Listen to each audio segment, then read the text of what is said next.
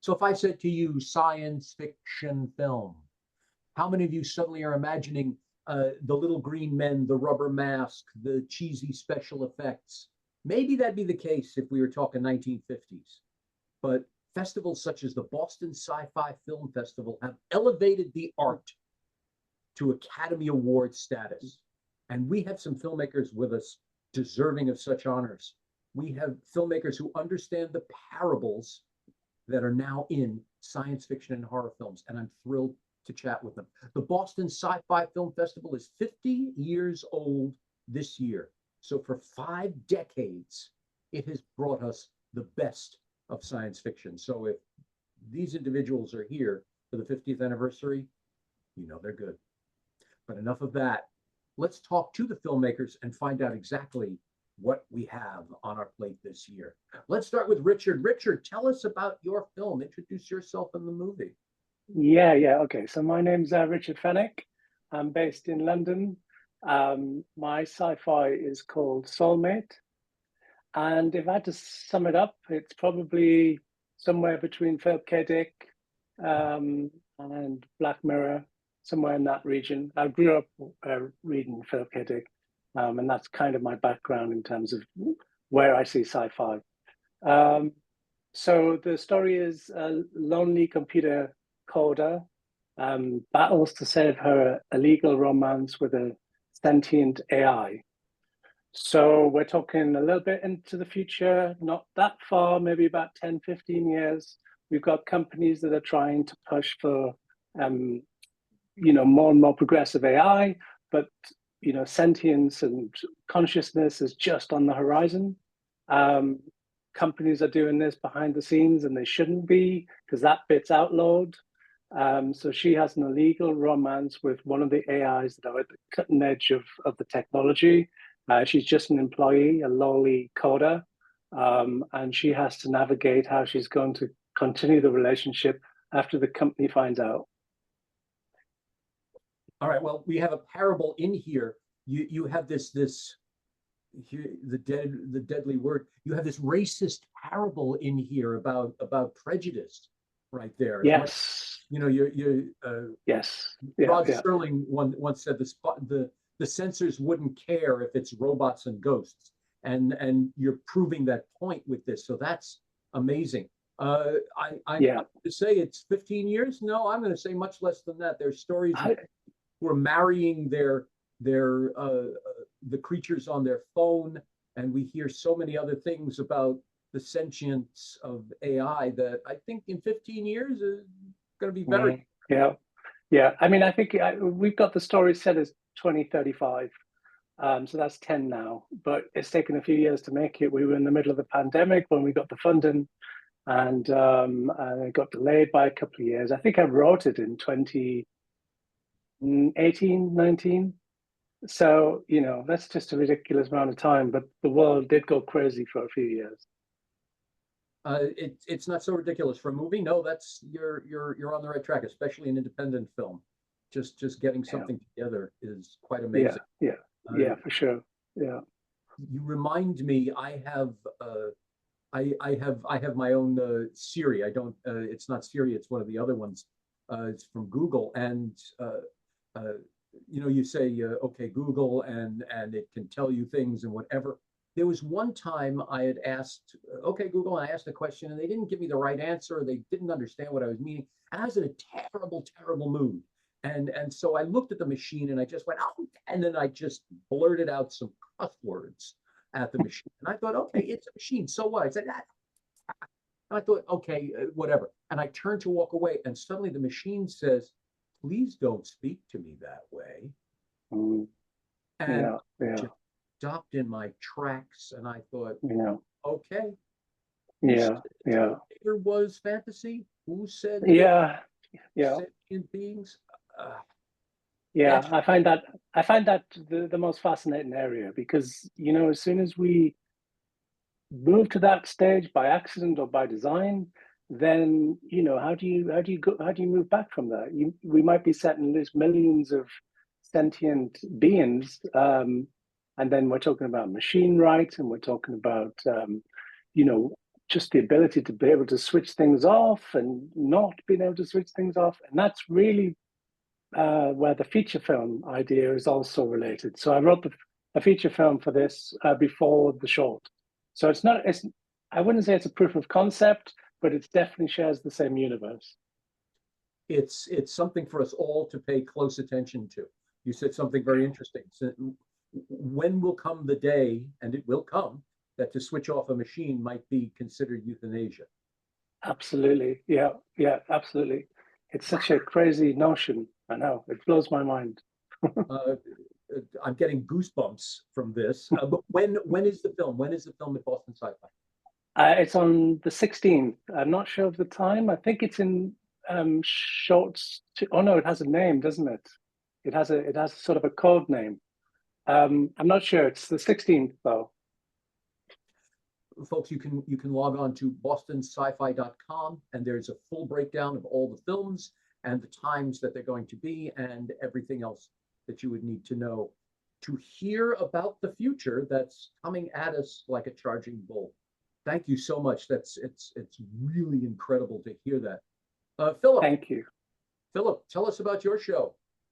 Sure, yeah, we've got the feature film Clone Cops, which is the first feature to open the fest on Wednesday at 6 p.m. And that's, in an alternate future dumbed down by next day delivery, a gang of outlaws has to defend their lives against the hottest product on the market, a never-ending, replicating, disposable police force programmed for violence and made in a lab. It's the Clone Cops. Oh my Yeah. goodness. Yeah, and I'm joined by our cinematographer, Corey Allen, as well on the call. There you go. And the great beard is here, and he's the cinematographer. Okay, so I asked both of you then about this. So you have an amazing parable in there. You're talking about a non-human police force that's constantly regenerating. There's we could put that in any social studies class, and I think we'll talk for hours. How did the concept come up? What made you think of this? Yeah, I'm a co-writer on the film as well as an actor and a producer on it as well. Indie films, we wear a lot of hats. Gee, an indie film, and you're the writer, director, producer. Okay, got it. I'm not the director, yeah, but I am an actor, and yeah, and the idea was let's make a really fun, brightly colored movie with lots of acid and slime and pink goo. But really, can we slide in some commentary about the commodification of the workforce today, and about how we're creating things that we don't necessarily understand, to Richard's point, and and a lot of other things that weigh in on whether it's Twitch, social media, the surveillance state. We work in a lot of those things, but again, cover them up with some pretty ridiculous sight gags and jokes. And I know the look of the film is very heavily influenced by some cinematography that Corey loves and grew up with, and he may want to speak to that.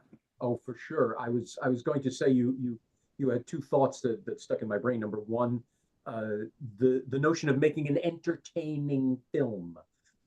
Science fiction and horror cannot make entertaining films alone.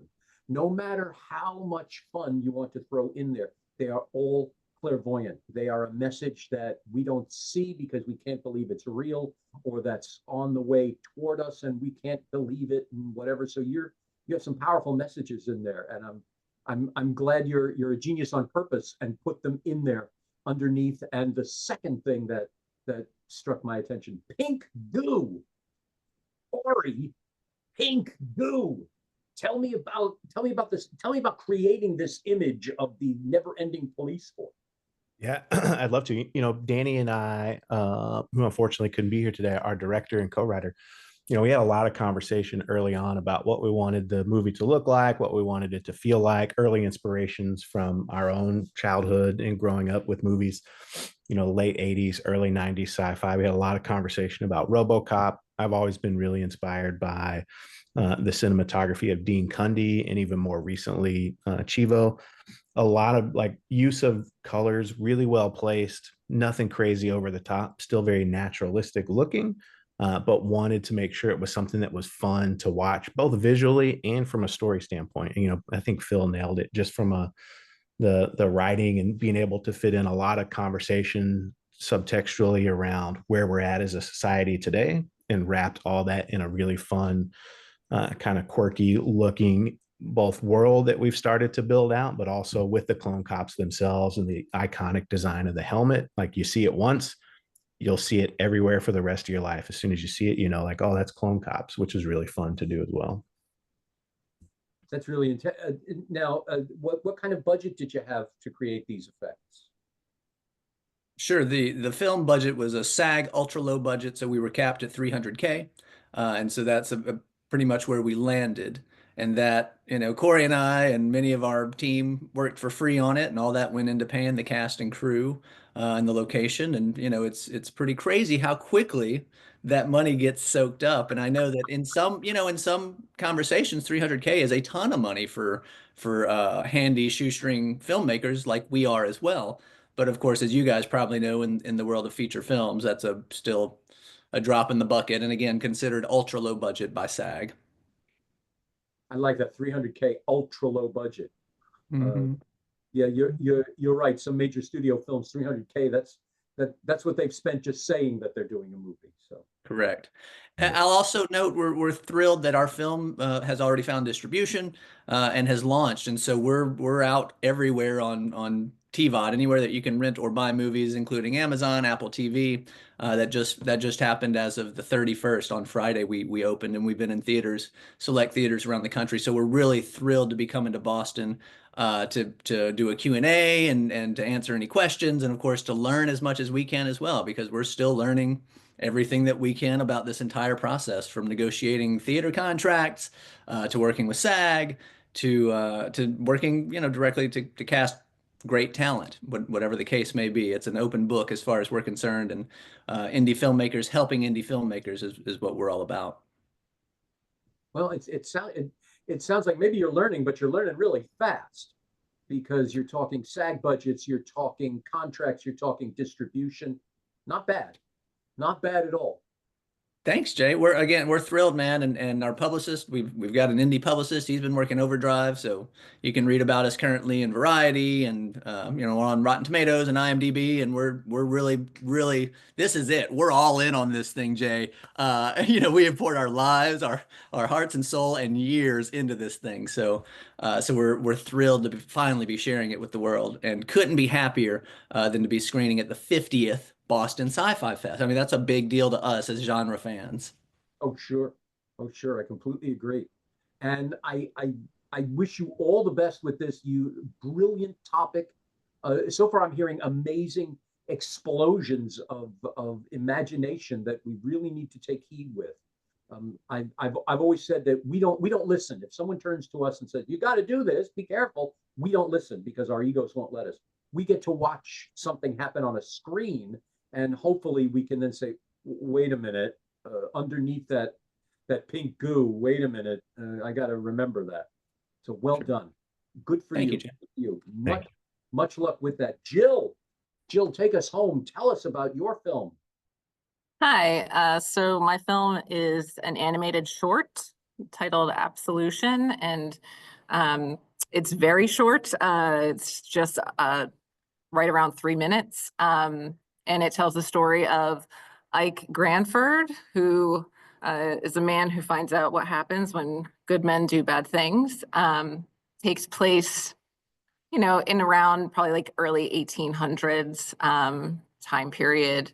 And it's a very simple story in that it really just focuses on him, and it's told more so in the style of a folk tale and almost like a story book, in that there's no dialogue, it's all narration, and it's a horror thriller. A horror thriller. There you go. Let's not discount the quickies, because I remember Night Gallery used to always have that one last story at the end that was like 2 minutes long and usually had a guest star and whatever. And those are the ones we all remember. So that sounds thrilling. Now, Absolution, good men doing bad things. This sounds like we have a religious parable going on somewhere in there. Could be a lot of it. I'm being purposely vague because the short is meant to be interpreted in whichever way the viewer would like. So there's a lot that's, most of it is left open-ended. But there is, you know, for keen observers, we did do research, and there is an accurate drawing of a spirit board. Prior to Ouija boards, there were spirit boards. So there is one in there if people are, you know, really paying attention. It goes by kind of quick, but yeah, it's meant to, however, if someone's religious, they will definitely get that out of it. If they are not, they will hopefully just be spooked a bit. Very cool. Very, very cool. Very clever on your bit. If they're religious, then they'll get that. Very clever. When is your animation being seen? So it helps open the festival. So it is the first block of shorts at 4 p.m. on Wednesday the 12th, prior to Clone Cops. There you go. Oh my goodness, that's a coincidence. That's great. Folks, stay in the theater and be entertained all afternoon.